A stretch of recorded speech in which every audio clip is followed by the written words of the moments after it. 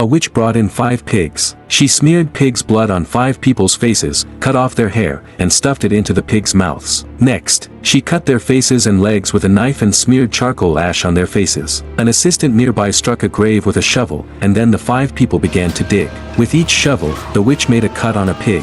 As the ritual continued, a coffin was revealed. The witch jumped into the grave, tasted a bit of the graveyard dirt, then told everyone to carry the coffin away. Finally, she tossed a coin into the grave. However, one worker was trying to steal burial artifacts but dug up a small snake instead. He cut the snake in half, and it let out a woman's scream. The weather changed dramatically, and heavy rain began to fall. The witch sensed trouble and quickly drove to the funeral home. But the employee there was already planning to steal the burial artifacts. He used a tool to pry open a corner of the coffin, and a ghost instantly rushed out. The ghost immediately found its son. The old man heard his father's call but still tremblingly opened the window and was then strangled to death by the ghost. At this moment, the man suddenly woke up from a dream. He received a call from the witch, who told him the coffin had been opened. But then a knocking sound came from outside his door. It was the witch's voice. The doorknob shook violently. The witch told the man to stand by the window and not to be swayed. However, the man uncontrollably opened the window, and the knocking outside immediately stopped.